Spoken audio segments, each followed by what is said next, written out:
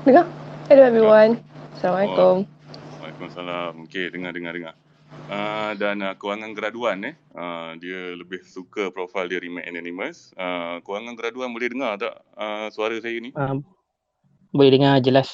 Jelas okeylah. Suara saya ni memang garau sikit. Oh, Kausar ada PM saya, dia kata ada crash sikit dia punya ni. Nanti dia tengah restart Bolehlah, tapi masa yang sama kita bermulalah dengan kita punya topik kita pada malam ni kan. Kita tengok sikit listeners kita ni dah berapa. Okey, 140 orang boleh lah. Kita layankan aja Okey, so topik kita pada malam ni adalah mampu ke anak muda beli rumah? Dan kita akan membuatkan Q&A session kepada speaker-speaker kita ni. Q&A dia lebih kepada macam santai. Jadi apa kita nak tengok kat sini adalah setiap speaker-speaker ni pada hemat saya, dia ada specialty sendiri masing-masing. Jadi kita akan bertanyakan lah mana yang sesuai dengan bidang masing-masing kejap, Kausar keluar, dia tengah restart balik dia punya apps crash.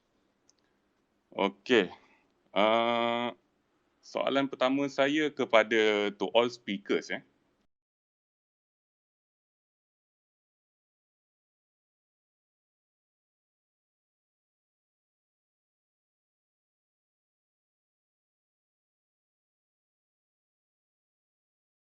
to all speakers.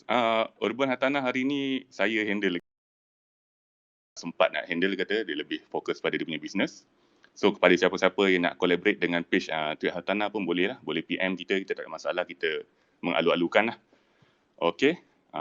Dan bersama kita, speaker kita hari ni adalah Kausar, seorang penulis bebas Penulis bebas, kita pakai freelance writer, boleh Kausar? Boleh. Boleh Okey, dan chief editor untuk Gila Hartanah, top penghulu kita, Puan Zulaika bersama kita, dan kewangan graduan Okey, so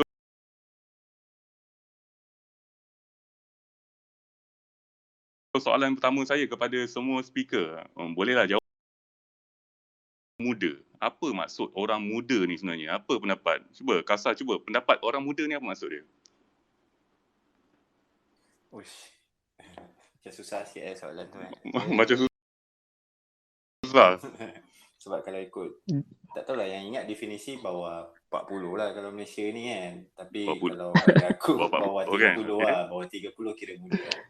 Kira muda bawah 30 kira muda. Okey, Zulaika rasa macam mana? Apa definisi? Kalau pendapat saya, orang muda ni bawah 35. Bawah 35 Okey. Kalau kewangan graduan, bawah berapa orang muda? Bawah 35 juga lah. Kalau nak kata bawah 30 tu macam tak semua tak merasa muda lah lepas habis belajar. Masuk-masuk dah tua dah. Dah kerja kira tua. Okey itulah, age is just a number. Okey, baguslah. Macam saya lah, suara tua kan, orang muda lagi. Saya baru 22. Tak, gurau je. Okey, kita kata dekat sini, definisi orang muda ni, dia ada beza lah. Muda, remaja dan memasuki adulthood kan. Adulthood, speaking kau, macam diva AA kan. Padahal bukan diva pun kan. So dekat sini, definisi orang muda untuk kita kata macam sesuaian untuk orang yang berusaha, kalau kita katakan belia yang muda ni, kita anggarkan dia daripada umur 19, bukan 18, 19 hingga ke 29 tahun. Jadi 19 ke 29 tahun ni adalah definisi muda lah. Masuk 3 series tu, dia orang dah fokus kepada family man. Kita panggil dia family man lah kan. Ini bahasa kasar kita lah. Jadi untuk isu ni, kita tanya, soalan dia adalah mampu ke anak muda beli rumah. Jadi muda ni kita define as 19 hingga 29 tahun lah. Okey. Dekat sini. Itu Faiz dah masuk join kita. Faiz, welcome Faiz. Cakap hi sikit, dengar tak? Hai. Assalamualaikum.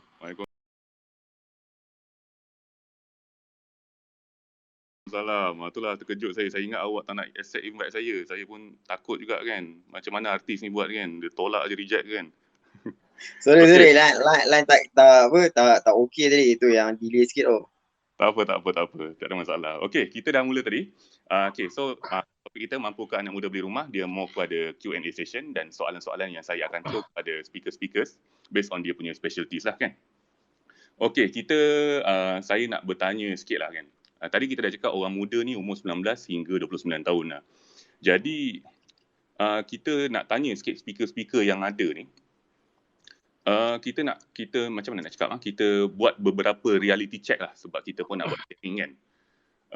Jadi, kita kata tadi belia dan orang muda ni umur dia bermula pada 19 hingga 29 tahun lah, orang muda ni range dia.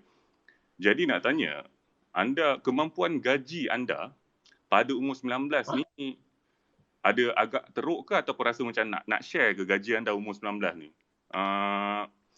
Saya beritahu siap-siap lah, saya umur 18 tu saya pernah kerja cashier dekat KLCC. Gaji saya 800 juga lah, kerja OT, pukul OT pun tak pernah pecah 1000 tu kan.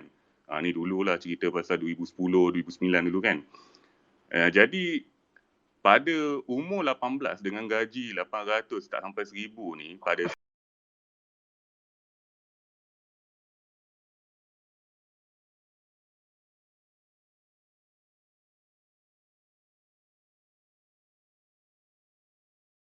dia belia yang memang tak mampu langsung lah nak beli rumah. Rasa macam mana Faiz? Umur 18 ni mampu ke? Dengan gaji waktu umur 18 tu, boleh beli rumah ke? Tapi realistiknya orang belajar lagi. Jadi banyakkan umur 18 hingga 23 ni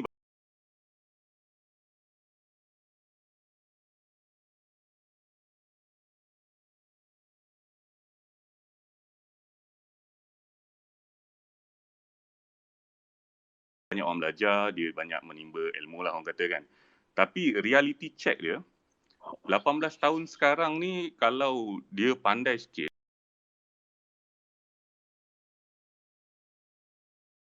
tinggi sikit lah, sehingga ke umur 23 ni boleh mencecah 2,000, 2,500 tu boleh cecah lah. Tapi dia kena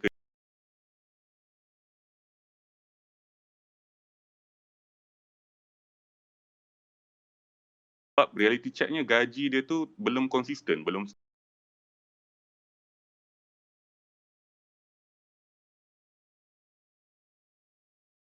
stable sehingga satu tahap yang kita nak cerita lepas ni.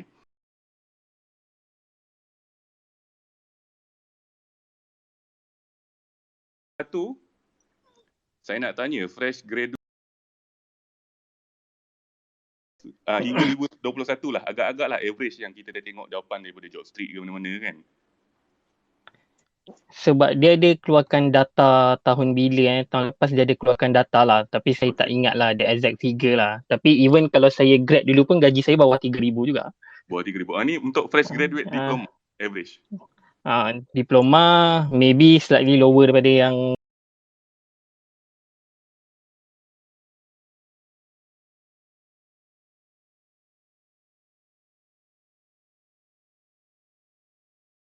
bawah 3,000 tu lah, tapi tak rendah sangat lah.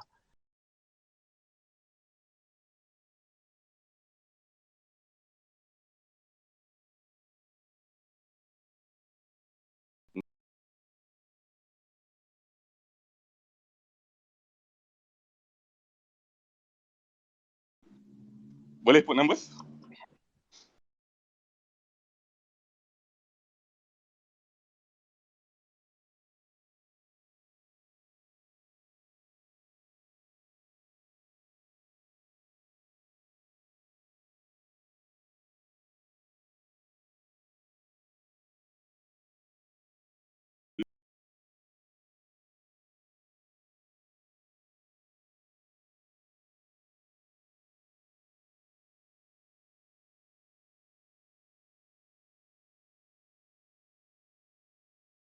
Ini kan. Jadi betul lah tu, nombor tu adalah 2 tahun tu untuk 2018, 2019 hingga 2021 ni lah. Pandemik ni, fresh graduate degree kita ni kita boleh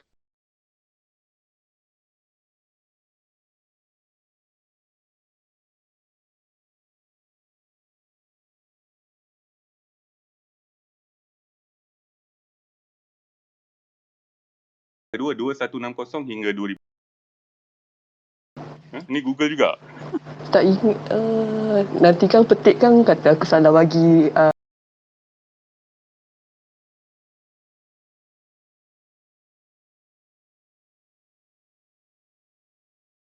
bagi salah figure pula. Main dengan figure ni mana boleh ke main petik je?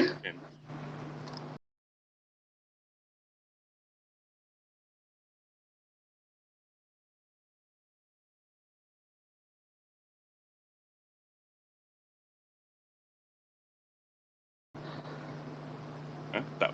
Bukan.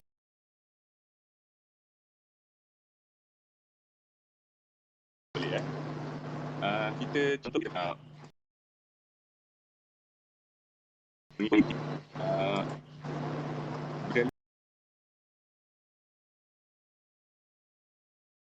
dia nombor satunya top penghulu. You punya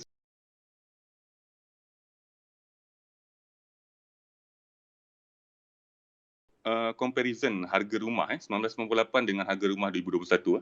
Saya ambil satu median price berdekatan dengan KLCC, contohnya Kampung Baru, Ampang, Ceras. Untuk comparison dia, kita bermula 1998 ni harga flat dia, harga flat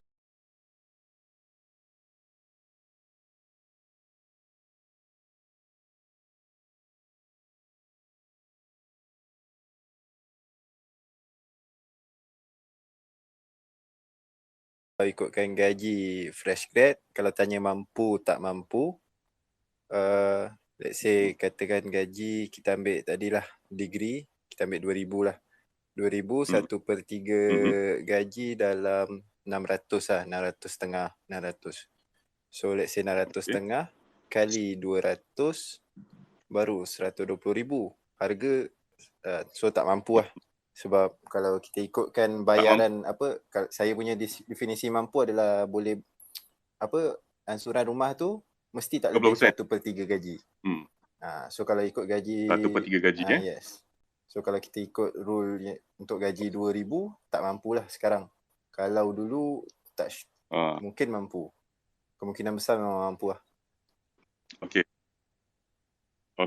Tadi Kausar cakap gaji sekarang katakan fresh grad 2,100 katakan Dan ni tips pertama kepada pendengar-pendengar 1/3 daripada gaji tu adalah kemampuan anda untuk beli bayar monthly installment untuk rumah Jadi kalau 1/3 daripada 2,100 tadi, dalam lebih kurang 600 setengah 700, darab dengan formula 200 tu 140,000 saja you mampu Ini definisi mampu bagi standard lah, kita kata standard Jadi dekat sini pada tahun 2021 ni, kita kata kat sini orang fresh grad ni belum mampu lagi untuk beli rumah low cost berharga 170,000 Jangan risau, kita akan pergi dekat summary dia nanti semua sekali ni. Tapi kena ingat fresh graduate pada tahun 1998, fresh grad 1998 gaji diorang agak tinggi pada waktu tu, cuma dia ada krisis ekonomi. Dan gaji kalau contoh untuk cikgu dengan ada lepasan SPM, gaji dia adalah 1,200 kejap saya nak tengok boleh. 1,150 lebih kurang Dan kalau dia ada lebih cert, dulu kan tak ramai lambakan graduan kan macam sekarang kan. Kalau dia lebih cert tu, dia gaji dia akan lebih tinggi lah. Dan untuk membayar rumah 42,000 tadi, kalau dia kata 1/3 tu memang sangat mampu lah untuk orang dulu sebabnya kalau gaji dia 900, 1/3 daripada 900, 300. 300 ni pada waktu 1998 dia boleh membeli rumah yang berharga 90,000, lebih kurang 60,000 ke 90,000. Tetapi low cost pada waktu tu adalah 42,000 Jadi kita nak tengok kat sini pada harga 1998 tu, walaupun your family, your parents kata harga rumah tu mahal, sebenarnya waktu tu diorang masih boleh kata mampu sebab 1/3 tu tadi Tapi komitmen tu macam 1998 dia tak adalah nampak perbandaran macam sekarang kan. Jadi sekarang ni orang nampak perbandaran, orang nak cari property yang okey lah kan. Fast. Okey. So sambungan. Yep. Kalau tak silap 98 interest tinggi kan? Betul tak? Interest tinggi sikit. Interest 5.5. boleh 5.5 bank punya loan interest. boleh sampai 10% kan?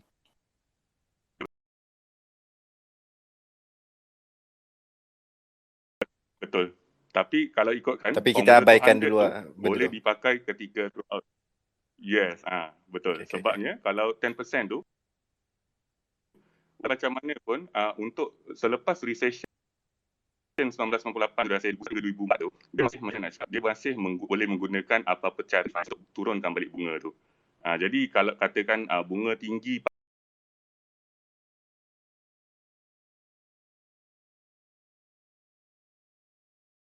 waktu itu, gaji dia masih boleh lepas, sangat-sangat handal dalam bidang dia sendiri kat sini. Jadi tadi kita dah tanya, belia adalah orang yang berumur 19 hingga 29 tahun. Jadi kewangan graduan pun dah jawab tadi, gaji fresh grad diploma sekarang adalah 1,500 hingga 1,700. Untuk fresh grad degree, gaji 1,100 hingga 1,500. Tapi untuk harga rumah 1998 versus dengan rumah 2021 ni, harga dia memang agak-agak tak tally tak tally sebenarnya sebab dia 42,000 pada tahun 1998, gaji katakan 1,000 versus 170,000 sekarang 2021, dengan gaji yang 2,100 katakan. Tapi tadi kalau kita guna formula 1/3 tadi kemampuan tu, jadi maksudnya fresh grad sekarang ni tak mampu lagi untuk beli low cost dekat KL sebab low cost tu perlu harga 150,000. Nanti kita akan go there sebab kita nak tengok dia punya summary dia. So saya ada satu soalan untuk Faiz Wahab. Boleh buka mic Boleh. Faiz tak dengar? Dengar tak? Boleh sila Okey, cantik. Dengar. Jelas, terang dan nyata. So Faiz hari-hari tengok chart saham, tengok chart ni kan, sophisticated investor kan. Jadi nak tanyalah, kalau daripada graf tu kan, graf gaji versus dengan harga rumah sekarang ni, dia dekat mana punya sheet? Overprice ke, balance ke, standard ke, macam mana tu? Macam mana kita nak terangkan dia daripada sudut macam tu?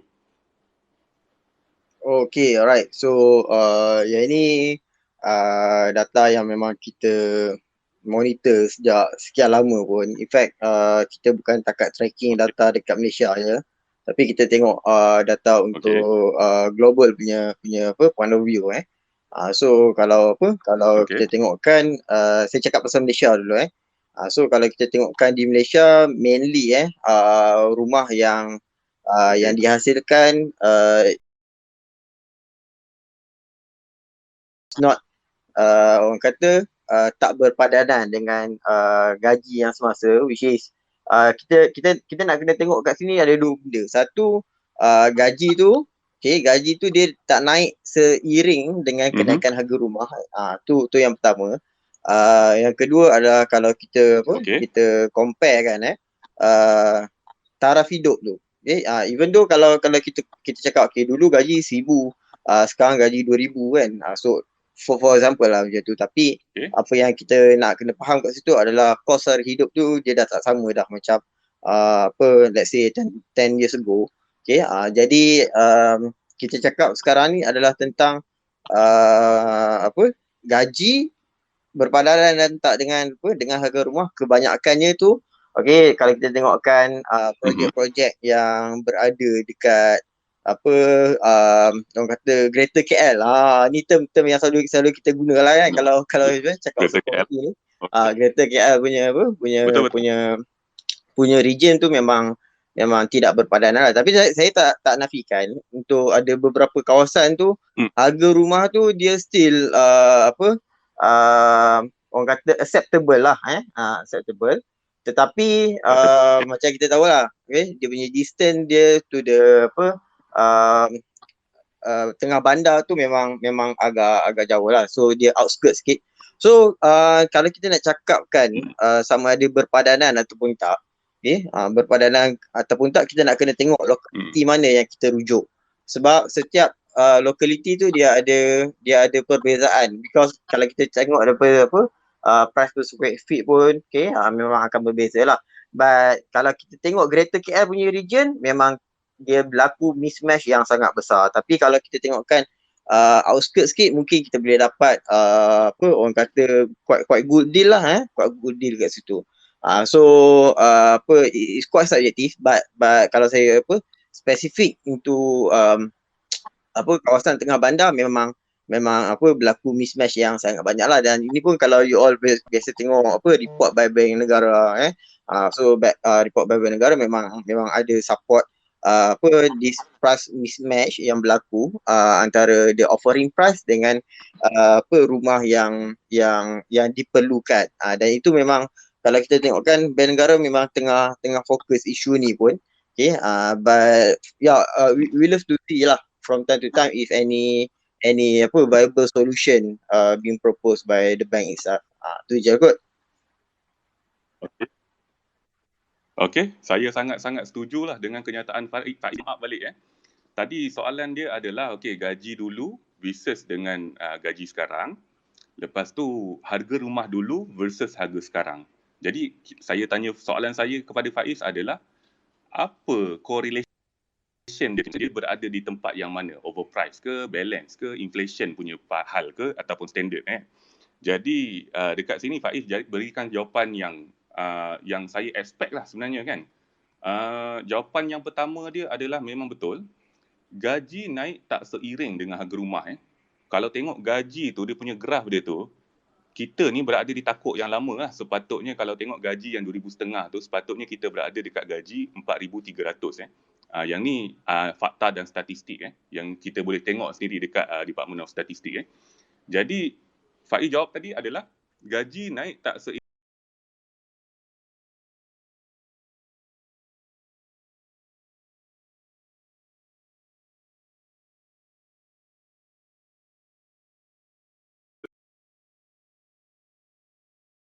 dulu dengan sekarang, beza dia sangat kau-kau lah. RM1 dulu kau boleh beli 5 biji karipap. Sekarang RM1 inti pun tak ada kadang-kadang kan. Itu yang menyampah tu kan, beli karipap ni kan. Jadi kita tengok kat situ living cost naik mendadak tu pun kita setuju.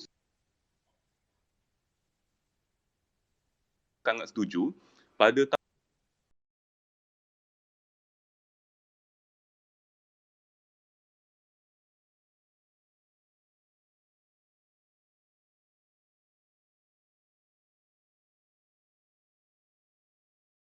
mula kan, pergi balik sejam setengah balik kadang. Jadi ada yang minum tu. Okey. Kita sama tadi harga rumah, ada juga certain harga rumah yang masih acceptable tapi jarak dia jauh lah daripada perbandaran kan. Dan data-data ni dibuktikan dengan daripada DOSM dengan BNM lah. Okey, jadi all speaker setuju dengan apa yang ni. Saya invite Aizat Aizat adalah digital marketer untuk team kita sendiri.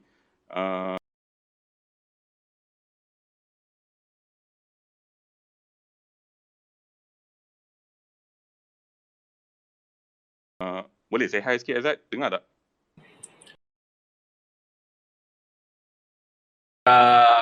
Ada kenaikan harga cost of living di Malaysia memang tak seiring dengan gaji dan sebagainya. So anak muda dekat Malaysia khususnya di Lembah Kelang ni dia macam sandwich, which is dalam masa sama nak kena berbakti kepada parents dan dalam masa sama juga nak kena fulfill dia punya dreams lah, which is nak beli rumah, nak travel dan sebagainya, which is sangat-sangat benar.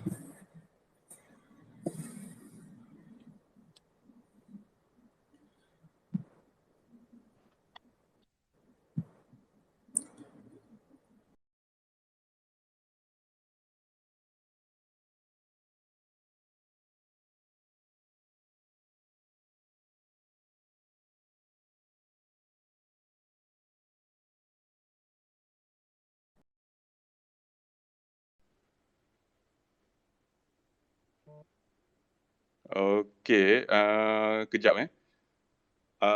okey, kejap. Soalan seterusnya. Boleh dengar tak guys? Sebab saya takut line saya putus. Sebab saya ada terima call tadi. Dengar tak? Dengar tak? Okey dah. Better lah.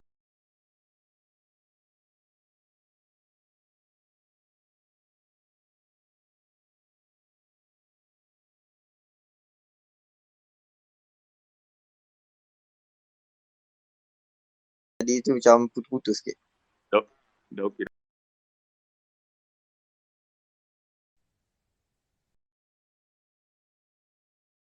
Berusia 19 hingga 29 tahun, beli rumah. Tok Pengulu boleh mulakan dulu. Zulaikha? Alright, boleh. Kalau dari segi pendapat saya lah, kalau soalan mampu ke tak anak muda beli rumah ni, dia bergantung kepada anak muda tu sendiri. Maksudnya, setiap anak muda dia ada kemampuan yang berbeza. Sebab beli rumah ni is not a race, is a perjalanan lah. Dia bukannya satu sprint, it's a marathon. So, kita ambil contoh Ali bergaji 2,000 bersih. So, katakanlah dia nak beli rumah untuk duduk sendiri. Adakah Ali ni boleh beli rumah? Kita kena tengok juga komitmen bulanan dia ada apa. Contoh, dia ada PTPTN, loan kereta, dia bagi dekat parents dia sewa bilik 300, perempuan-perempuan tolak semua. Hujung bulan dia ada RM100 je. So, bila kita tanya lagi, dia ada simpanan ke tak? Simpanan kecemasan pun dia ada RM3,000 je. Kalau untuk Ali ni, mampu ke tak dia beli rumah? Kalau dia tanya tim gila hartanah, dengar kan?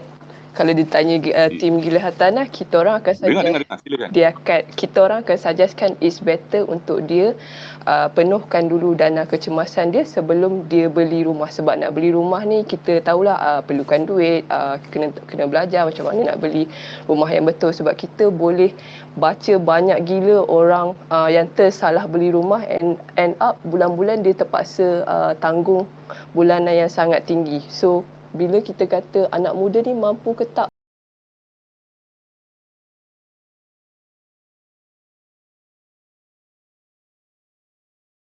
beli rumah, it depends. Rumah tiba-tiba kena reject dengan banker, lepas tu dia pula macam curious, kenapa bank tolak reject aku punya application padahal gaji aku okey. Tapi sebenarnya dia tak tahu, DSR dia dah burst, dia tak boleh beli rumah waktu tu. So sebenarnya bagi pendapat saya, dia depends pada orang tu juga. Maksudnya kalau anak muda tu tak boleh beli rumah tahun ni, dia menyewa dulu, tak apa. Dia betulkan dulu dia punya kewangan, dia kukuhkan dulu dia punya simpanan, dia belajar dulu cara nak beli rumah yang betul. And then kalau dia berjaya beli rumah dalam masa 3 tahun lagi pun, it's still an achievement for him juga.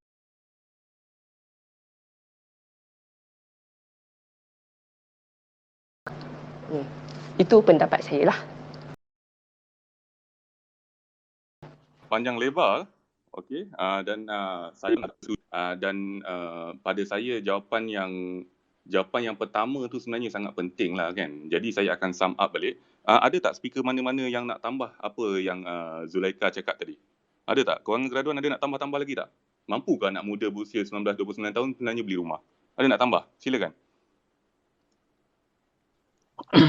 Bagi saya kalau nak okay. Bagi saya kalau nak beli rumah ni kita kena tengok objektif pelaburan dulu lah. Macam gila tanah tu cakap, kita tak semestinya lepas kerja terus belilah. I mean kita kena ambil masa, kena aturkan kewangan kita secara betul, macam cukupkan simpanan yang ada, macam macam contohnya kita ambil masa 3 tahun tu, kita kukuhkan simpanan, kita tambah ilmu. So macam kita kena tahu apa sebenarnya sebab utama kita nak beli rumah.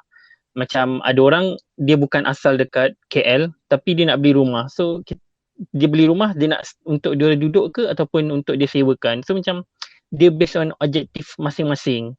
Kalau nak kata mampu ataupun tidak sebenarnya diikut kemampuan kewangan dan harga rumah yang dia nak beli lah juga. Sebab macam ada je baca dekat Twitter, dia berjaya beli rumah kan. Dia berjaya beli rumah, bila tengok harga rumah tu macam wow, harga rumah dia harga dia agak tinggi lah. So maksudnya dia berjaya sebab kemampuan kewangan dia berbeza dengan orang lain. Maybe dia berpendapatan tinggi. So dari situ kita tahu setiap orang berbeza. So tak perlu nak kejar sangat orang lain. Betul. Saya pun sangat setuju lah. Okay, Faiz ada apa-apa nak tambah sebelum saya sum up topik yang ni? Topik yang poin-poin yang tadi. Sebab tu kita nak ke bawahkan lagi. Ada banyak sikit lagi info.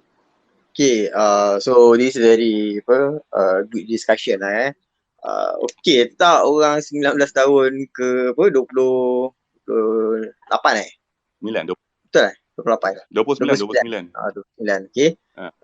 Mampu ke tak kan?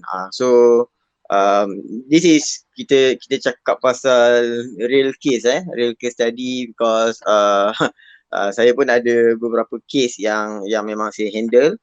So umur 19 sampai umur 25. Apa yang saya nampak lah sekarang ni, orang yang berumur 19 sampai umur 25 sekarang ni dah tak sama macam kita dulu. 19 sampai 25 duduk dekat universiti, duduk belajar apa semua kan. Which is sekarang ni apa yang berlaku kebanyakan saya tengok ledakan ledakan internet ni, dia ada satu benefit tau, yang mana yang dia memberikan satu peluang yang mungkin lah mungkin dulu kita kalau umur 19 sampai umur 24 tu saya pun tak adalah muda sangat kan. 19 sampai 24 tu masa kita zaman-zaman tu mungkin kita berniaga dekat universiti, kita berniaga top up kan. So itu adalah benda yang kita mungkin dapat lah masa tu, antara exposure ataupun opportunity yang kita ada. Tapi sekarang ni bila dah ada ledakan internet ni, so saya tengok sekarang ni dah banyak dah orang yang kata get benefit from this internet things. In fact antara umur 19 sampai 24 ni, apa yang saya lihat sekarang ni, dah ramai orang yang mula terjebak kepada digital entrepreneurship, yang mana dia orang ni dah mula start jual kat Shopee, dia orang dah jual dekat maybe dia orang punya social media platform dan sebagainya. Ada yang buat produk sendiri, ada yang jadi dropship dan sebagainya. So nak cakap 5 tahun dulu punya cerita dengan yang sekarang ni memang ada jauh beza. Tapi saya tak boleh nafikan bahawa this is not happening to all orang yang umur 19 sampai 24. Sebab ada yang umur 19 sampai 24 they are focusing on their study, they are not doing business. Dan saya cakap benda ni dia ada dua sudut pandang. Satu yang ada yang buat benda macam ni, so dia orang ada income. Tapi ada yang mungkin yang fokus dekat study dia orang, which is tak salah. Dua-dua jalan yang orang kata mungkin lah, orang kata very obvious. Satu pergi buat bisnes, satu lagi pergi study kan. So dua-dua jalan ni tak salah, masing-masing ada pilihan masing-masing. Tapi itu nak cakap, untuk kita nak berjawab sama ada orang umur ni boleh ataupun tak nak beli rumah, macam sahabat-sahabat saya tadi, kewangan graduan, kemudian gila hartanah pun dah ceritakan, yang mana ia berbalik kepada individu tu sendiri. Sebab saya ada je a few cases tapi ini tak terpakai untuk semua tau. Kena faham, sebab bila saya cakap a few cases ni mungkin isolated cases, dia tak generally bukanlah secara pukul rata. So ada a few cases yang kita jumpa yang memang dia dah start boleh nak beli rumah, macam Kausar cakap at least kena ada 1/3 of dia punya expenses. Kemudian macam sahabat saya yang lain cakap at least kena ada 6 bulan orang kata emergency saving. So ada sebilangan, ada sebilangan. Ni saya bukan nak cerita ni untuk orang kata yang ni saya ceritakan untuk bukan umum lah, bukan umum, tetapi ada golongan yang macam ni. Dan kalaulah ada orang yang nak ke arah tu, dia tidak ada satu orang kata dia no tak, macam mana cakap, dia tak ada satu halangan untuk pergi ke situ. Faham tak? Maksudnya ada orang yang berjaya macam tu, dan ada orang yang mungkin dia ambil masa sendiri. Ada yang mungkin dia kata aku tak nak beli rumah. Buat apa nak beli rumah, because saya pun ada klien yang memang macam tu. Saya ada klien yang memang tak nak beli rumah. Saya cakap, tuan tak nak beli ke kan? Because you are building a family. Dia kata tak nak lah, saya nak hop around dulu apa semua. Nak pindah sana sini, nak duduk Malaysia kejap, nak duduk overseas kejap. So memang ada orang-orang yang macam tu. Which is kita ni kita ni satu yang kita kena ambil di sini adalah setiap individu adalah unik. Itu benda yang saya selalu terapkan, iaitu setiap individu adalah unik. Ada orang yang ada kemampuan tapi tak nak beli rumah. Ada orang yang nak beli rumah tapi belum ada kemampuan. Jadi tu nak kata, nak jawab soalan ni secara mass punya ni, mungkin kalau kita tengokkan on the average income dan sebagainya, memang berlaku mismatch. So berlaku mungkin mereka ada orang kata kelainan sikit, mungkin sebab dia orang buat bisnes dan sebagainya, so they have their own income. So sebab sekarang pun apa kalau kita tengokkan Food Panda punya rider kan boleh dapat sak-saksui 4,000 tu benda macam senang gila kan 4,000 kan. Tapi kita nak kena tengok juga in term of risk. Memang kita cakap pasal pendapatan, okay, tetapi kita nak tengok in term of the risk bila dia beli rumah, how it will impact on their financial dan sebagainya. So itu antara benda-benda, sebab ada orang kata saya mampu, saya dah ada gaji 4,000 sebulan, saya ada gaji 5,000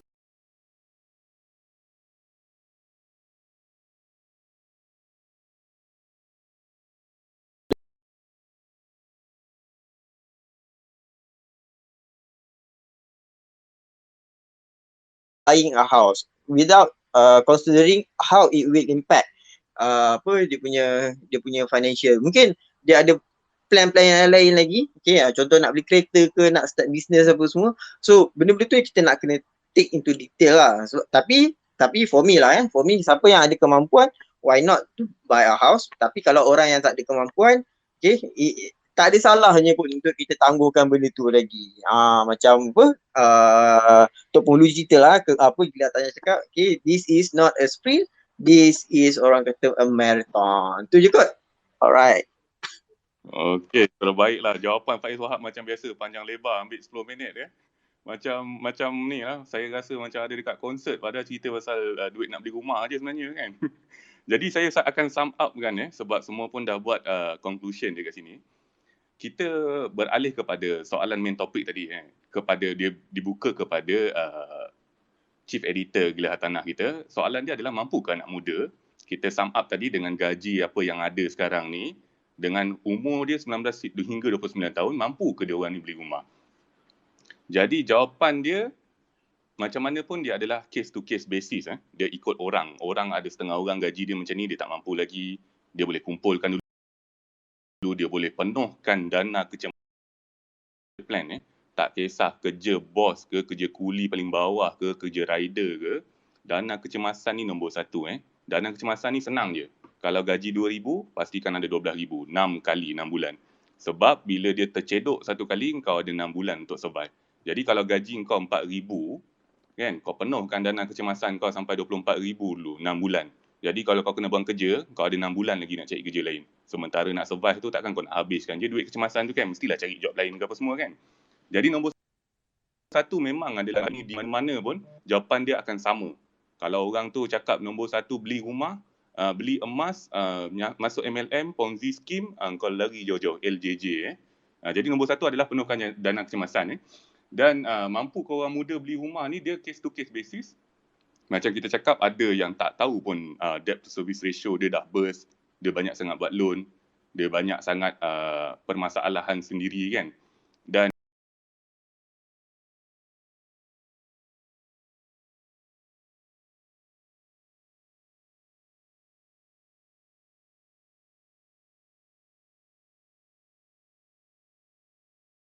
seperti yang Faiz pun cakap, jadi bila kita dah dapat matlamat tu, baru kita grab the matlamat lah, the aim kan.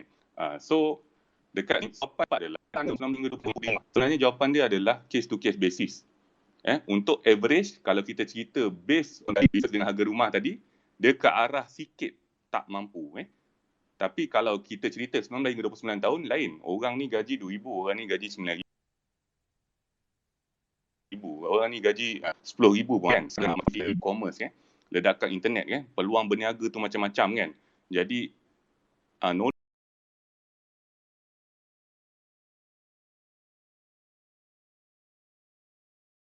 tu di hujung jari lah. Knowledge dan money tu di hujung jari. Okay, so kita akan sum up daripada awal balik tadi. Nombor satu kita tanya tadi adalah apa definisi orang muda. Definisi orang muda ni kita anggarkan dia umur dia 19 hingga 29 tahun. Dan kita pun dah tanya tadi gaji fresh graduate diploma, average dia adalah 1,500 hingga 1,700. Yang ni adalah reality check sekarang ni. Fresh graduate degree sekarang bergaji 2,160 hingga 2,500. Okey. Jadi kita pun nak cerita pasal harga rumah dulu dengan harga rumah sekarang. Low cost dulu 42,000, sekarang dah 170,000. Medium cost 96,000, sekarang dah 360,000. Jadi kalau cerita pasal gaji pada tahun 1998 dengan 2021 ni, kita jawapan dia adalah gaji ni naik tak seiring dengan harga rumah. Harga rumah tu naik dia mencanak. Gaji tu naik menciput kan. Jadi sikit sangat naik je, menyedihkan kan. Jadi lagi satunya sebabnya harga rumah ni dia ada ke arah overprice. Sebabnya living cost kita sendiri yang naik mendadak kan. Dulu ada 1,000 boleh survive kan. Beli nasi lemak 50 sen pun banyak kan. Sekarang nasi lemak depan rumah pun RM2.50 kan. Jadi kat situ living cost tu sebenarnya naik mendadak. Tapi yelah kita hanya komplain. Tapi masalahnya government kita pun nak kena support juga kan. Macam mana nak supportnya dia orang ni kan. Tak tahulah ada ni ke? Ada yang nak komen pasal government ke malam ni? Kausa ada nak komen ke Kausa? Takut kang hari demi hari kang. Kau jangan macam-macam. Tak ada ikutlah. Aku gurau je. Okey, steady. Okey. Jadi kita ke bawahkan lagi tadi adalah main topik kita adalah mampukah anak muda berusia 19-29 beli rumah. Jadi jawapan dia adalah case to case individual. Lain orang, lain kemampuan dia, lain gaji dia kan. Jadi nombor satunya memang macam mana pun kena penuhkan dana kecemasan dulu. Nombor dua, cari objektif. Objektif tu macam mana kau nak dapatkan matlamat tu dengan tepat. Kau nak beli, kau nak duduk ke, kau nak sewa balik ke, kau nak pindah balik kampung ke, ataupun nak makan nasi dalam rumah tu, macam-macam. Objektif tu kena tepat biar dapat. Jadi real case study yang Faiz terangkan tadi tu memang macam-macam sekarang. Dulu 5 tahun lepas tak ramai orang buat Shopee e-commerce ni. Sekarang ni orang umur 19 hingga 25 ni sambil student, sambil dia jual minyak wangi, sambil jual baju kan. Ada peluang dekat situ kan. Jadi peluang ni dah dekat hujung jari, gunakan dia sebaiknya lah. Kan? Tapi yang paling penting, sebelum kau nak buat apa-apa ni, kau penuhkan kau punya dana kecemasan dululah. Korang penuhkan semua ni. Okey, saya tak rasa, kejap saya nak baca satu soalan daripada DM. Soalan je adalah, Salam and hi, saya ada satu soalan sebagai anak muda. Beli rumah sementara tengah ada promo HOC ataupun tunggu dulu invest mana-mana instrumen, rolling dalam 10 tahun, target tu kita guna untuk beli rumah, down payment. Sedangkan harga rumah by 10 years pun dah meningkat. Jadi soalan ni sebenarnya kita kena detailkan lagi lah kan. Patutnya kita akan, ni tak apa, saya akan jawab dia based on case on basis. Jadi tak ada masalah kot untuk soalan yang ni. Soalan dia adalah beli rumah ketika ada promo HOC ke ataupun duit yang nak guna untuk bayar down payment tu letak dulu kat medium investment mana-mana, biar dah cukup down payment tu baru beli rumah. Tapi waktu nak beli rumah tu pula harga rumah dah naik pula. Jadi macam mana tu? Soalan ni Faiz boleh jawab saya? Boleh bantu tak? Saya boleh jawab tapi saya rasa macam Faiz lebih sesuai kot. Sebab dia kata kalau ada modal tu, letak dulu dekat satu medium investment sehingga deposit tu cukup. Macam mana tu? Okay, tentang HOC kena faham kenapa adanya HOC ni. Okay, so HOC ni adalah salah satu orang kata bantuan so-called bantuan daripada kerajaan because of despite of property yang tidak terjual. So ini antara initiative of government lah. Jadi kalau kita tengok kan benda ni bukan benda yang baru. Dan benda ni pun dah berlarutan for if not mistaken for the last 4 years 4 years because kalau kita tengok kan kuantiti rumah yang terjual tu agak rendah. So kalau nak beli disebabkan oleh HOC ataupun whatsoever deal yang ada, cashback ke ataupun promo ke ataupun whatsoever lah okay. So benda-benda ni kita kena faham because promo ni macam kita nak beli barang dekat Shopee lah. Saya bagi satu contoh katalah barang tu barang tu biasanya harga 200 tapi tiba-tiba Shopee buat sale 77 contoh 77 buat sale jadi 100 setengah. Tapi kita tak perlukan barang tu pun. Okay, instead kita fikir aku untung RM50 kat sini. tapi sebenarnya kita membayar lebih 150 kat situ. So nak kena tengok balik sama ada tak keperluan untuk kita nak beli benda tu. Sekarang ni kalaulah orang kata ada keperluan, kemudian ada diskaun, ada HOC, ada rebate dan sebagainya, then it will be a good for us to buy lah. Tetapi kalau kita nak beli sebab semata-mata nak promo, semata-mata nak apa whatsoever yang kita dapat kan daripada deal tu. Contoh sekarang ni pula developer bagi apa tiket percuma percutian lah apa semua kan. Sebab nak lakukan jualan rumah tu. So betul. Kan so for me it won't be wise lah untuk kita beli sebabkan tu. Jadi dia kena berbalik kepada soalan yang pertama, kenapa aku nak beli rumah ni? Sama ada rumah ni adalah satu keperluan for me to buy this house, ataupun I have a very solid plan for, let's say lah nak buat investment rumah tu for investment. So sekarang ni kan tengah hype kan beli rumah untuk investment. So kalau kita dah ada solid plan solid plan ni yang mana kalau saya nak beli satu rumah ni ataupun apa-apa investment yang saya buat, saya mesti kena ada 3 plan. Okay, at least plan A, plan B, plan C. Kalau tak jadi plan A, plan B ada backup. Kalau tak ada plan B, plan C ada backup. Okay, so itu especially kalau saya nak beli rumah lah, lagi saya straight sebab kita bercakap kat sini tentang long term punya perspektif, dan lagi satu kita nak cakap rumah ni, okay, kalau you nak jual nak jual sebelum MCO ni, saya cakap sebelum MCO lah paling cepat 3 bulan. Tu memang orang kata memang dokumen semua dah lengkap pun semua, memang cepat lah. Tapi usually kita akan tengok antara 6 bulan sampai ke 2 tahun. Tapi masa MCO ni saya pun ada beberapa case yang delay. Okay, so sepatutnya settle lah, tapi tak settle. Pejabat tanah tak boleh buka lah apa semua kan. Jadi in term of liquidity of the asset, kalau lah kita buat salah, contoh kalau kita buat salah, kita nak jual balik rumah tu, okay, berapa cepat kita nak boleh recover duit kita. Especially sebab sekarang ni saya nampak ramai orang bisnes mula cakap, duit ni tak tahu nak buat apa kan, ada cash lebih, beli property. So berapa cepat kita boleh cash out duit tu. So sebab ramai orang bisnes ni dia sukalah beli harta. Saya tak nafikan, saya pun suka juga. Tapi berapa cepat kita boleh liquidate duit tu untuk dapat balik. Sebab bisnes tengah, contohlah, bisnes tengah teruk, kita nak kena terpaksa liquidate. So way forward kalau kita tengok property punya sektor pun it's not bullish sekarang ni. Okay, maybe it takes let's say 5 years to recover.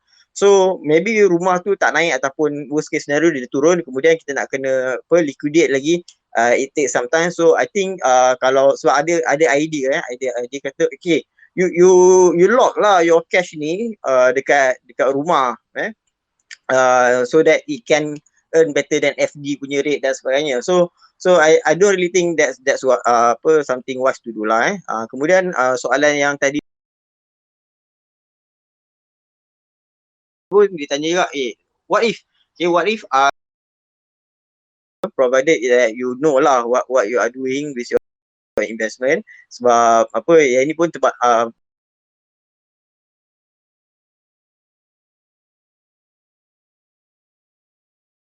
berbalik kepada you punya investment skill. Let's say you pandai main crypto ataupun you pandai main saham atau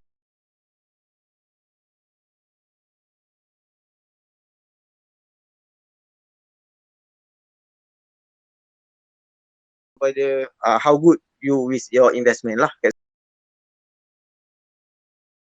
situ. Dia bullish sentiment sangat kat situ. Okay, but kalau you ada deal yang bagus saja. Okay, baiklah Faiz, macam biasa jawapan dia tadi sebenarnya saya ringkaskan kalau kita ada duit untuk rumah, itu promo sekarang ni, kenapa dia bagi HOC, kenapa dia bagi promo sekarang ni? Sebab rumah tu tak laku. Yang jawapan dia senang kan. Jadi kalau dia orang buat promo banyak-banyak ni, dia nak melakukan benda tu lah, dan dia adalah salah satu daripada government aid lah, bantuan Tapi Jadi bila kalau kita nak beli, ada deposit tu, kita nak menggunakan promo-promo tu, kita kena pastikan kita ada ultimate punya goal untuk property tu. Contoh, kita dah tahu, oh ni ada promo. Okay, dia ada HOC, ada free cash rebate lah apa semua kan. Kita tahu kita nak buat apa dengan rumah tu for the next 5 to 10 years. At least 5 to 10 years. Sebabnya, kalau kau nak keluar daripada game dia ni, memang susah lah. Tercedok tu memang ramai lah. Nak cakap orang muda-muda kena lelong apa semua tu memang banyak. Sebabnya 6 bulan kau tak bayar, namun kau dah masuk muflis apa semua macam-macam. Customer kita pun macam-macam. Jadi kita pastikan kau ada long term punya goals lah kalau kau nak beli rumah, nombor satunya. Tapi dia tanya tadi adalah alternatively, adakah patut kita letak dulu dekat mana-mana medium investment, lepas tu beranakkan duit tu dan kita gunakan duit yang beranak tu pergi bayar deposit rumah. Jadi untuk you beli rumah you dah mampu kan. Jadi bila dah ready, kalau dah ada banyak ni, walaupun harga rumah tu tinggi ke, on par with your investment punya ni, dia pada jawapan dia memang masih tak. Jadi nombor satunya, kalau kita nak grab the promo, kita pastikan promo tu berbaloi untuk kita for the next 5 to 10 years easily. Jangan salah beli, takut susah nak keluar, tercedok, terlelong, terpekik, terlolong. Yang keduanya, kalau nak letak dekat medium investment, ada deposit, tapi rasa macam tak nak beli rumah lagi, relax dulu, sewa dulu kan. Letak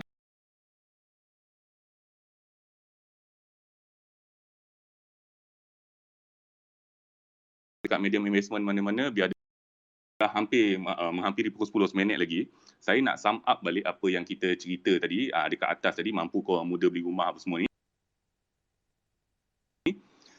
Jadi kita dekat sini, bertukar pendapat dengan speaker-speaker yang ada ni. Jawapan yang tepat dia adalah umur 19 hingga 29 ni, ada yang mampu beli rumah, ada yang bersedia.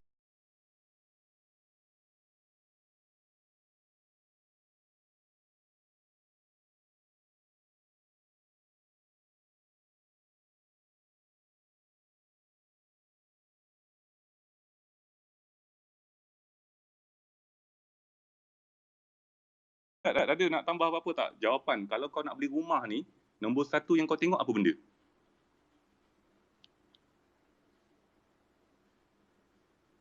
Ada tak? Azad ada tak? Kalau nak beli rumah, kalau untuk investment ni banyak faktor. Tapi kalau tempat tinggal ni senang je lah, which is saya assume yang ramai dekat sini bakal berkeluarga one day insyaAllah. Benda-benda asas contohnya macam hospital, sekolah, masjid dan sebagainya. Tapi in terms of investment kita pecahkan kepada, kita ambil sudut pandang kita buat sublet. So kalau sublet ni, first kali kita kena tengok target market kita lah, which is dekat area situ, adakah commercial viable, adakah akan ada adakah ada kilang, adakah ada peluang pekerjaan yang menyebabkan ramai golongan kelas pekerja berada di situ dan diorang nak cari rumah ataupun bilik sewa dalam radius 1 km daripada kawasan itu. So itu salah satu faktor utama yang saya akan tengok sebelum saya buat investment lah dalam property, insyaAllah. Okey, untuk Kausa kalau nak beli rumah, apa nombor satu sekali yang nak tengok? Saya memang setakat ni saya rasa saya tak akan beli lagi lah kot untuk investment. Saya memang nak beli untuk tinggal je dan saya rasa ada beli satu lah tapi dah tak nak beli sebab saya memang tak minat lah, senang kita. So sebab benda ni ikut kita lah, preference kita kan. So saya tak minat sangat untuk melabuh hartanah dan saya rasa lah kebanyakan pendengar malam ni banyak aim nak beli untuk duduk lah. So kalau nak duduk ni satu je benda saya tengok. Of course lah kemampuan apa semua tu penting lah. Tapi paling penting pada saya adalah kawasan tempat tinggal tu. Kawasan macam mana yang kena dengan jiwa kita, yang sesuai untuk anak-anak kita nanti. Sebab kita nak duduk tempat tu lama. Kita bukan, takkan kalau kita dah beli, takkan kita nak pindah rendah. Kita bukan menyewa kan. So kalau kita dah beli, memang kalau saya lah, saya akan survey kawasan tu. Paling kurang sebulan lah, saya akan duduk dulu sebulan. Mungkin sewa dulu kat kawasan tu sebulan, tengok keadaan macam mana, ngam tak ngam dengan jiwa kita kan. Kalau ngam, baru saya beli. Tu je lah. Nak tambah sikit boleh tak? Fawaz. Silas. Macam kau cakap tadi kan macam plan untuk apa kan. That's why macam saya cakap tadi untuk open objektif lah. Kalau macam saya fikir untuk tinggal selama-lamanya, so saya akan cari kawasan yang okey lah. Macam kawasan cakap persekitaran lah. Macam kalau orang tu dah kahwin, dah ada anak, dia nak kawasan yang okey untuk berkeluarga. So that's why saya cakap apa yang saya tengok, saya nak tengok objektif dulu. Kalau memang saya plan nak cari rumah yang macam landed untuk sesuai untuk berkeluarga lah, tapi saya akan tengok range pula harga. So harga tu pergi ke mana pula, bila harga ni ada dekat negeri mana pula. Macam tu lah. Tapi memang saya dah dapat satu location lah, macam dekat dengan family saya tinggal. So, macam, tapi orang kata jauh daripada KL. Tapi macam bagi saya nak benda tu untuk long term, memang nak tinggal sana dengan keluarga. Macam kesedaran yang okey, selamat. Bagi saya macam selamat lah, okey walaupun jauh tapi macam bersama family dan environment yang okey. So kalau nak beli untuk melabur tu macam dah tak nak lah. Nak tambah sikit boleh? So bila kita decide beli rumah untuk duduk ni kan, so saya punya approach adalah jangan tergesa-gesa lah, jangan gelojoh sebab kita nak beli untuk duduk. So tak payah nak target sebelum 30 aku mesti dapat rumah tu. Sebab kalau boleh rumah yang duduk ni memang nak rumah yang selesa. So fokus tingkatkan pendapatan tu. Contohlah by 35 kita target gaji 10,000. So 10,000 banyak, option kita makin meluas. So masa gaji kita 3,000, option kita sikit. So bila gaji kita dah 10,000, kita nak buat keputusan pun lebih mudah lah. Provided janganlah kita gaji 10,000 pakai kereta BMW lah, lepas tu hutang kad kredit banyak. Itulah. So itu je. Alamak, macam mana ni? Putus. Tak apa. Teruskan. Okey, betul. Jawapan. Faiz, silakan. Kalau nak tambah, apa benda pertama yang awak tengok kalau nak beli rumah? Tak dengar lah Fawaz. Admin. Apakah benda pertama yang anda lihat untuk beli rumah? Sebelum beli rumah. Aku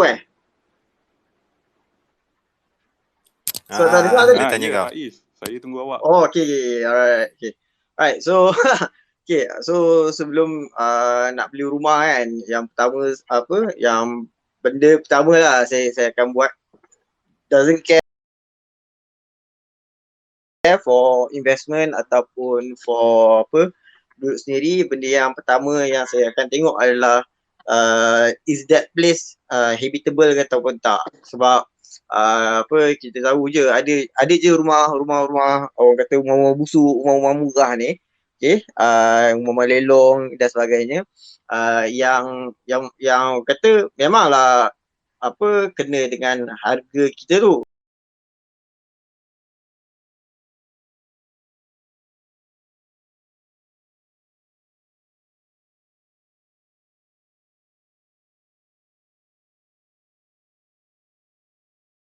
Kan?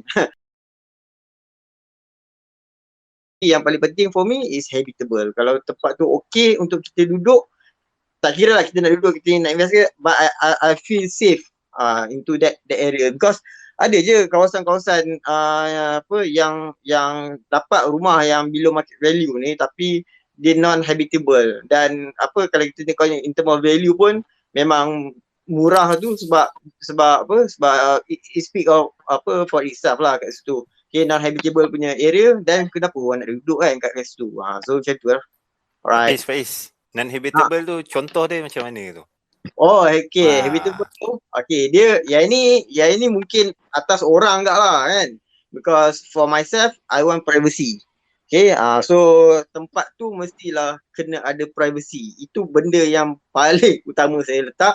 Dan yang kedua, tempat tu mestilah selamat, which is bila kita Gua Kelam. Apa dia? Dekat Gua Kelam lah, privacy. Gua Kelam tu jauh sangat bang. Okay, ada je kawasan-kawasan yang saya rasa privacy dan selamat. Bila kita duduk kat situ rasa selamat, sampah pun okey So benda-benda macam tu je kita rasa macam macam okay, aku boleh duduk kat sini. Sebab ada orang mungkin dia tak nak privacy sangat, dia suka kecoh-kecoh sikit kan. Ramai orang apa semua, tak ada rasa kesunyian sangat. Dia mungkin nak tengok jiran-jiran, mungkin nak tengok surau macam mana. Ada orang tak kisah pun surau tu hidup ke, surau tu tak okey ke. Ada orang kisah pasal JMB management apa semua. But itu terpulang pada masing-masing lah. But for me, the first thing I would like to choose is privacy lah, privacy. Because saya tak ada family lagi, so saya tak tengok lagi lah pasal sekolah anak ke semua tu. Saya tak kisah sangat, unless saya pergi rumah tu untuk apa, untuk build a family, then my criteria will change lah. But for me, currently apa yang saya tekankan adalah privacy. Itu je. Okey, terima kasih Faiz dengan jawapan yang sangat ni habitable dengan privacy dia punya pilihan ya. Jadi tadi kita tanya soalan random kepada kita punya speaker-speaker ni. Soalan random dia adalah sekiranya anda dah bersedia nak beli rumah, apa kriteria yang pertama sekali anda lihat untuk anda membeli rumah tu Jadi jawapan dia macam-macam lah. Ada yang cakap sebelum nak beli tu kena tahu objektif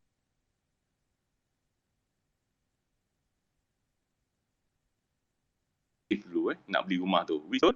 Nombor 2 kena cari okey, yang ni pun betul. Tapi Aizat jawab tadi kalau untuk investment kita kena assume ada booster, ada kita lebih kena demand lah. Jadi investment. Jadi bila korang graduan pula jawab kalau macam jiwa dan raga lah, samalah macam yang Faiz cakap. Kalau boleh kawasan harga habitable ni kan, dia kena dengan jiwa raga. Tapi untuk sesi ni, kalau jawapan yang tepat kalau awak tanya saya, dia ada beberapa faktor Jawapan personal untuk orang yang nak buat investment, nombor 1 mesti dia tengok market value untuk orang yang nak buat investment. Market value ni macam mana dia nak reach that market value. Below market value, dia akan buat comparison. Comparison dengan 3, dengan 5 property yang berdekatan lebih kurang kan. Jadi bila dia below market value, dia orang ni akan dia akan target untuk buy provided that area tadi tu memenuhi kriteria yang dah cakap tadi, habitable lah, kawasan, booster apa semua tu kan. Jadi jawapan pertama kalau kita fikir untuk investment, mestinya selepas menolak mengambil kira yang tadi objektif apa semua tu adalah market value Below market value ni kita boleh target untuk membeli Tetapi untuk orang yang membeli untuk on stay, untuk duduk, dia akan ambil masa dan dia akan tengok emotional attachment. Emotional attachment ni dia yang berbeza untuk setiap orang. Jadi orang ni kata nak privacy, orang ni kata nak bising-bising sikit, orang ni kata kalau boleh nak duduk dekat satu tanah luas 12 ekar kan, satu rumah je kat situ. Seorang ni pula kalau boleh nak teres sebelah-sebelah boleh tegur jiran. Jadi benda ni adalah emotional attachment. Emotional attachment ni kita masukkan emosi kita dekat kita punya pembelian tu Jadi kalau kita nak beli, kita kena dengan jiwa kita. Peduli apa aku bayar 3,000 sebulan yang penting aku puas hati duduk sini kan. Peduli aku bayar 1,500, yang penting aku puas hati duduk sini kan. Setengah orang mengatakan emotional attachment ni pula adalah regional attachment. Maksudnya regional ni menyatakan area Contoh orang yang dah lama berpuluh tahun duduk dekat Gajang, beli rumah kat Gajang, lepas tu dia terus nak duduk stay sana bertahun-tahun kan. Sebabnya dekat Ampang ni dah tahu barber kat mana, lobby kan. Jadi hantar anak sekolah kat mana. Bila dia pindah tempat baru, kata tak boleh lah aku nak duduk sini, aku nak kena duduk Ampang balik pula. Jadi dia kata tak nak beli sana, patah balik sini. Jadi kena tengok orang yang on stay kebanyakan dia pegang dua regional attachment dengan emotional attachment. Emotional attachment ni bila dia bayar monthly tu untuk berpuluh-puluh tahun, dia tak kisah nak luar bandar boleh, dalam bandar boleh kan.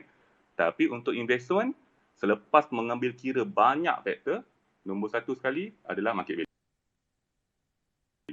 Lagi lah untuk booster apa semua tu, itu tambahan lah kalau siapa yang nak buat investment kan. Okay, jadi kita dah 10 suku, sebenarnya kita dah melebihi masa sebenarnya kita target pukul 10 je. So saya kalau ada nak tambah apa-apa nombor satunya session kita hari ni adalah soalan Q&A session untuk tajuk mampukah anak muda beli rumah. Okay, Q&A session saya ni kita ni adalah untuk orang muda ni, kita anggap muda ni dah belia yang berusia 10 tahun. Jadi kewangan graduan tadi dah jawab, fresh graduate diploma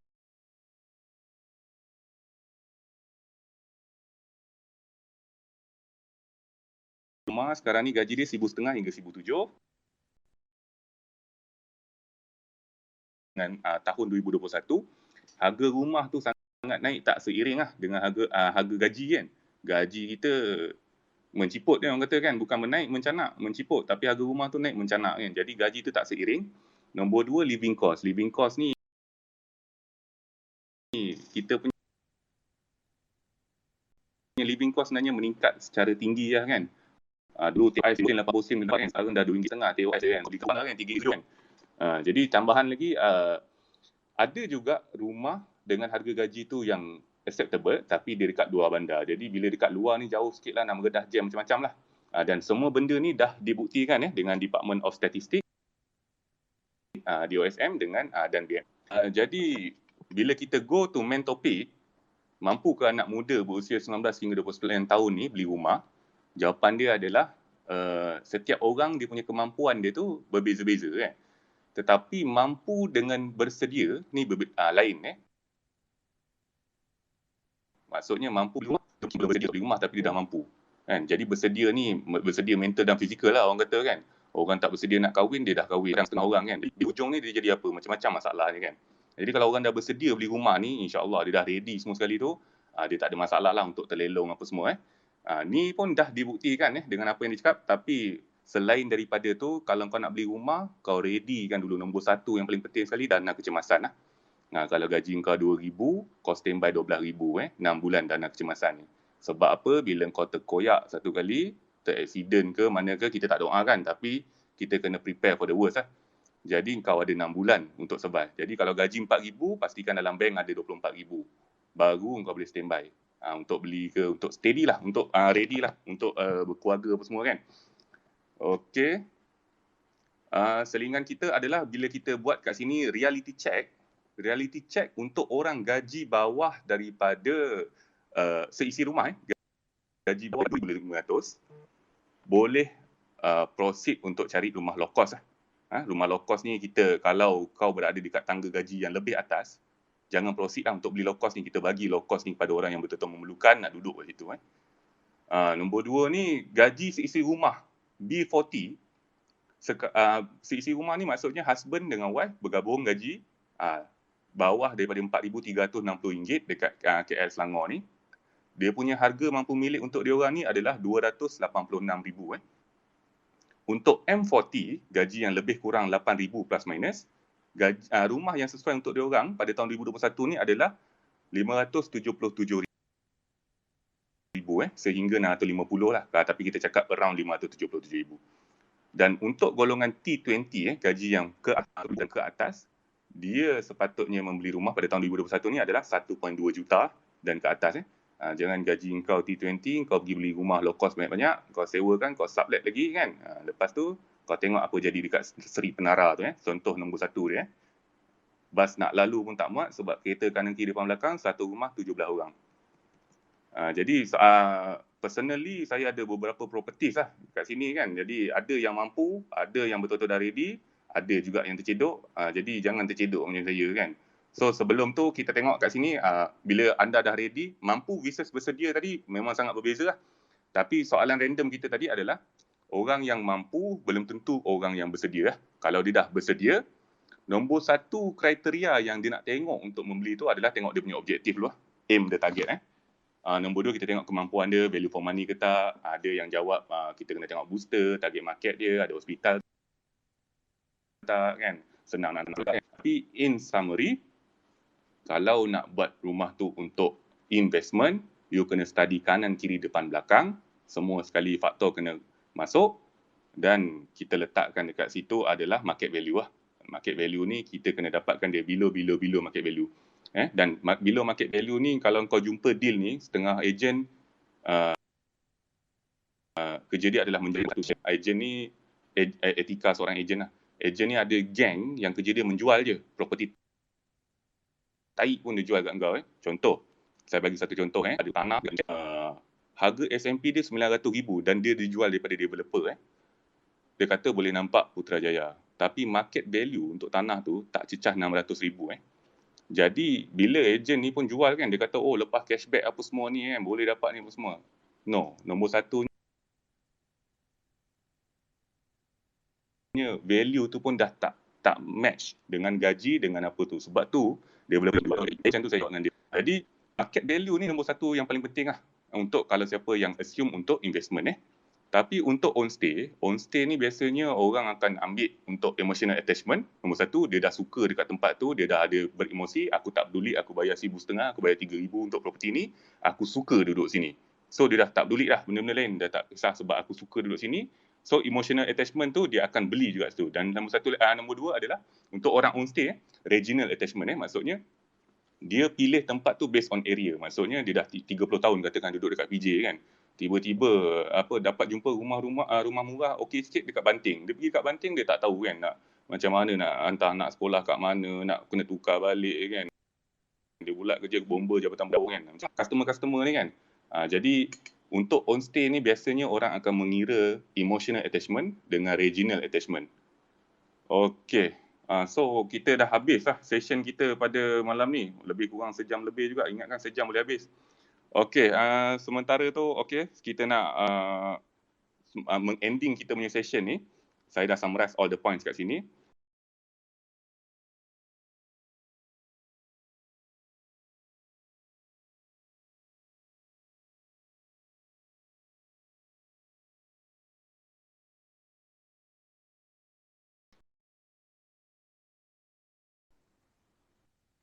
Boleh. Okay, in fact kita pun dah ada buat kita punya space minggu lepas tu. So kita ada event saham for those yang memang nak nak menceburi dunia saham ataupun nak get into know. Okay, orang kata tak kenal lagi saham tu so boleh join kita punya kelas iaitu percuma je. Sebab yang ni kita ada collaboration dengan Bursa Malaysia. Alhamdulillah kita ada partnership yang sangat bagus dengan Bursa Malaysia yang mana dia orang dah tolong bayarkan you of punya fees. Itu adalah kerjasama kita dengan Bursa Malaysia, bagaimana kita nak lagi ramai orang yang terdedah kepada saham lah. So iaitu boleh check dekat saya punya Twitter. Sekejap lagi saya akan belas. Tak silap saya seat tu ada a few lagi yang berbaki. So memang siapa cepat dia dapat lah. Itulah. Okay. Right. Okay, silakan rakan-rakan siapa yang nak belajar pasal saham bolehlah follow Faiz Kita ni macam biasa, kita collaboration, kita bagi je, follow je. Followers, you follow I follow you, like share. Macam Shopee pula tiba-tiba kan. Okey, Kausa, ada apa-apa nak tambah ke untuk sesi penutup kita ni? Boleh follow Kausa untuk tulisan freelance writer Alright, basically tak ada nak promo apa-apa lah, just nak tutup lah. Orang kata bagi kata-kata penutup. So macam Fawaz kata tadi kan, kita kena buat reality check. So bila kita buat reality check, kita tengok gaji purata dan kita tengok harga rumah, senang kita tak mampu untuk anak muda. Alright, so kita dah tahu kan tak mampu. Dan kita, let's say kita ada cita-cita nak beli rumah. So adakah kita nak komplain, harapkan kerajaan bantu kan? So memang betul kita boleh salahkan kerajaan, kita boleh salahkan developer.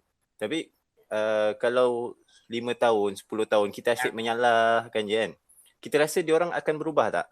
Itu reality check kedua yang kita kena fikirlah. Sebab apa? Sebab PTPTN yang 40 bilion pun kerajaan tak boleh nak bantu kita semua. Ini kan nak cerita developer property yang lebih beratus bilion lah kan. Adakah dia nak akan bantu kita kalau kita fikir betul-betul lah. So bila kita dah ada cita-cita nak beli rumah, instead of kita menyalahkan, bolehlah nak salahkan, nak rant dekat media sosial ke apa ke, terpulang. Tapi kita kena letakkan juga kita punya planning macam mana. Okay, umur berapa kita target nak beli rumah? Let's say umur 35. So harga rumah yang kita target tu berapa? Katakan 500,000 contoh. So 500,000 bulan-bulan bayar dalam 2,500 lebih kurang. So 2,500 berapa gaji yang kita kena ada? So darab 3. So darab 3 lebih kurang 7,500, 8,000. So kita kena target lah. By umur 35 kita kena ada gaji 8,000. Tapi kita kena expect lah juga harga rumah yang 500,000 hari ni tak samalah masa kita umur 35. So maybe kita lebihkan sikit. So umur 35 kita target gaji 10,000. So dah tahu, okay, sasaran kita nak ada gaji 10,000. Itu yang pertama, kemampuan. And then kita tengok deposit. Untuk rumah 500,000 kita kena ada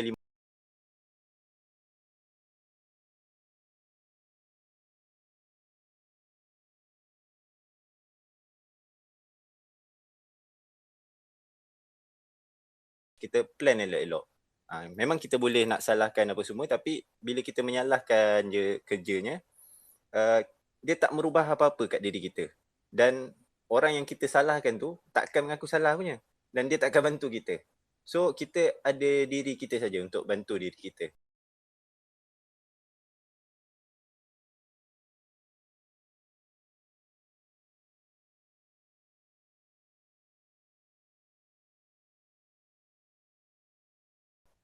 Alright, tu je lah.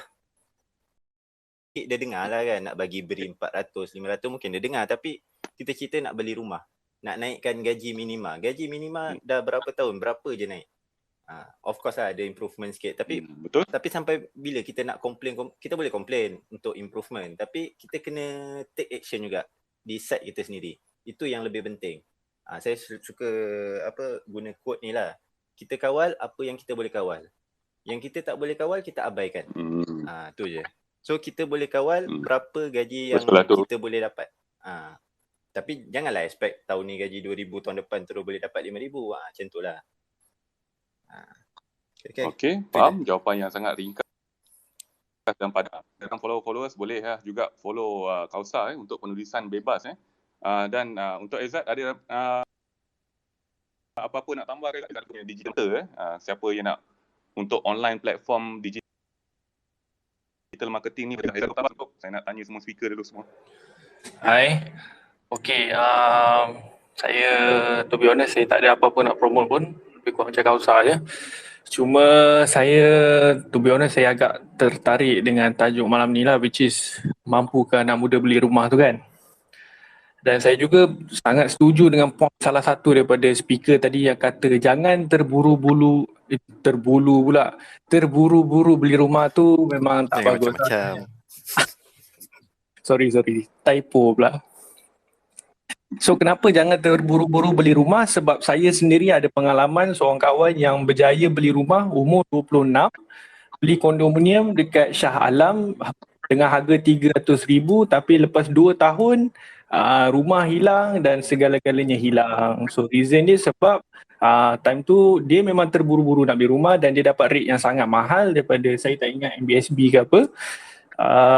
Lepas tu bila dah tak boleh nak bayar rumah, baru nak buat sewa dan everything, and took time and tambah cost, baru nak buat sublet dan sebagainya. So kena ingat jugalah yang bukan setakat anak muda tapi rakyat Malaysia, antara faktor terbesar nombor 4 rakyat Malaysia muflis dekat Malaysia adalah kerana pinjaman rumah. So itu yang poin pertama lah. So yang kedua, ada juga kawan saya yang tak terburu-buru beli rumah dan dia berjaya beli rumah, orang kata rumah tak berapa nak cun lah, rumah dekat dekat area Lenseng. Siapa tahu area Lenseng tu, dia boleh dikatakan area yang sedikit busuk lah, tidak berbau wangi lah area situ kan. Tapi dia berjaya dapat auction dengan harga bawah 120,000, bayaran bulanan pun 500.5, dan dia pun bekerja di area Bangsa, so just one way kan. So kita sebenarnya tak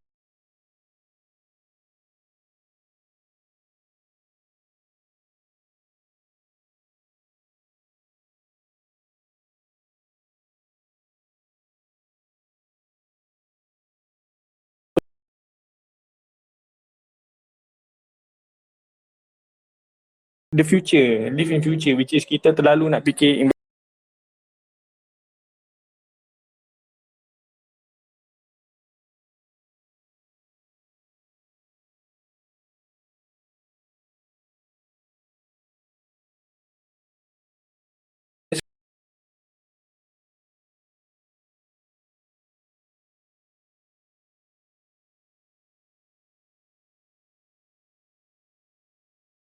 agak stres lah bila ulang alik dan sebagainya kan. So anak muda sekarang ni tahun 2020-2021 ni saya nampak dia orang lagi nak kebebasan geografi. So mungkin itu salah satu faktor kenapa masih ramai lagi yang menyewa dan sebagainya. So itulah, jangan terburu-buru, beli bila the right time. InsyaAllah bila ada duit. InsyaAllah semua sekali kita doakan semua yang ada dalam space ni satu hari nanti akan dapat rumah masing-masing. InsyaAllah, amin.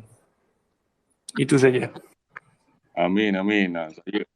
Saya tak boleh lah nak ni kan, sebab insyaAllah rumah masing-masing lambat-lambat dah kan. Itu masalah juga tu kan. Jadi kepada pengguna, pendengar-pendengar sekalian kita meraihkanlah perbezaan pendapat dekat sini. Tiada masalah untuk kita tak terburu-buru. Betul lah apa yang dia cakapkan tu kan. Jadi saya promote sekali lah Halalang page tu. Aizat adalah seorang digital marketer. Jadi siapa yang belajar pasal digital marketer boleh follow dia. Jadi kesimpulannya dia kata tadi, tak dia terburu-buru sangat. Jadi beli bila bersedia. Samalah dengan kita punya ni. Okey, korang graduan dah tak sabar nak cakap tu. Silakan. Sementara kita nak hujung-hujung ni, nak tutup dah ni. Okey, Assalamualaikum warahmatullahi wabarakatuh. Salam pula. First, saya punya ni tahu objektif, lepas tu tetap tahu mana prioriti dia lah. Tapi dalam macam tempoh keadaan semasa sekarang ni, kena tahu apa prioriti kita lah. So bagi saya, prioriti kita adalah untuk ada cash saving yang secukupnya untuk hadapi pandemik ni. Kita tak tahu sampai bila pandemik ni boleh berlaku lah. So saya lupa nak cakap, harga rumah ni ada je harga yang mampu milik, cuma kena tahu kat mana nak beli, kat mana jenis rumah macam mana. Lepas tu boleh follow akaun kewangan graduan, selalu tip pasal SNB, sebab adalah kenapa kena share pasal SNB. Lepas tu tolong daftar vaksin, semoga kita boleh capai herd immunity dengan cepat. Semoga saya boleh berjumpa dengan mak ayah saya dengan cepat.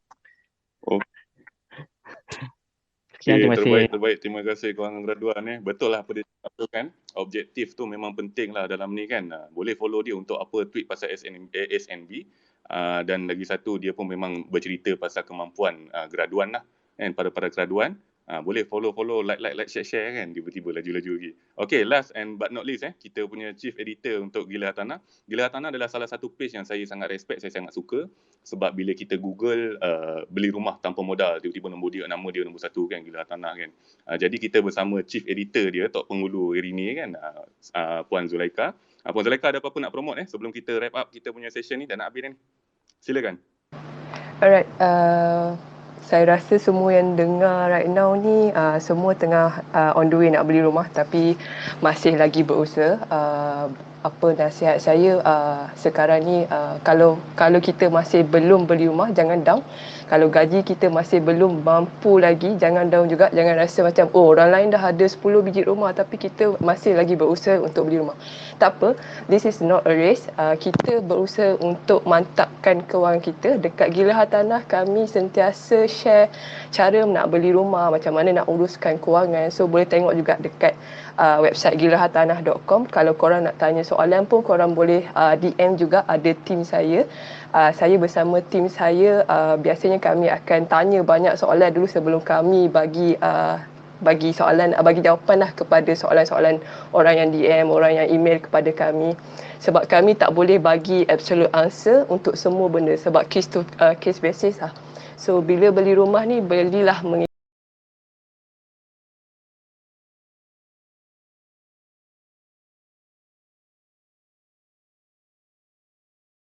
kemampuan diri sendiri. Belilah bila kita sendiri dah ada ilmu, jangan terikut orang. Macam contoh, kalau ejen tu kata beli rumah ni untung, tak, jangan terus percaya.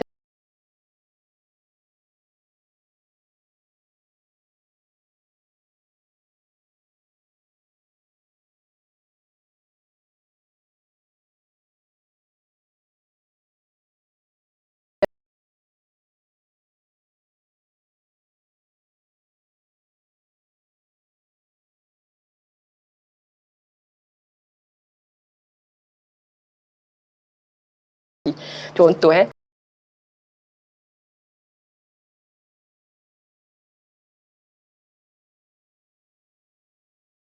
kita and also kita berjaya keluar daripada pandemik. E-book yang khas untuk penyewa. Kalau korang menyewa and korang nak tahu macam mana korang nak untung semasa menyewa, korang boleh DM our Twitter right now. So nanti my team akan bagi korang link untuk download that e-book. So that's all lah penutup dari saya. Terima kasih menjemput saya. Terima kasih banyak. Okey, terima kasih banyak daripada Puan Zulaika, Chief Editor untuk Gila Hartanah. Terbaik tu, dia kata follow your own pace dan always do your own due diligence. Maksudnya kau nak beli, kau study dulu sendiri-sendiri. Engkau adalah macam kau saya cakap tadi, sentiasa kawal benda yang kau boleh kawal. Nombor satunya kau boleh kawal diri kau sendiri kan. Kau diri kau jangan beli sini, tak mampu kan. Beli macam ni, macam tu kan. Jadi kita dah sampai dekat hujung lah, dah 10.40, kita dah sejam setengah lebih kurang, lebih sikit. Jadi terima kasih kepada semua yang sudi mendengar. Untuk next session mungkin kita buat mungkin beli dengan ejen atau beli direct ataupun etika seorang ejen lah. Jadi dekat sini etika yang tu kita akan share in the future lagi. Mungkin kita akan buat dalam next week hari Rabu kalau tak silap. Nanti nak kena tengok balik availability of the agent.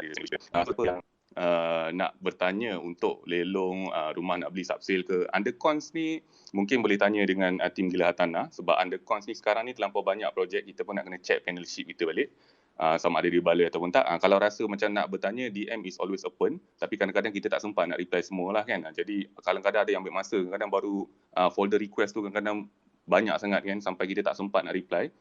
So minta maaf banyak daripada page Urban Hartanah ni, sebab kita dulu ada beberapa admin, sekarang dah tinggal 2-3 je. Jadi itu saja daripada kami. Semoga anda semua berjaya dalam pembelian rumah pertama, bersedia jaga kewangan semua. Dan presentation ni gunakan dia untuk ilmu in the future. Okey, sekian saja. Assalamualaikum. Salam, alright, thank you.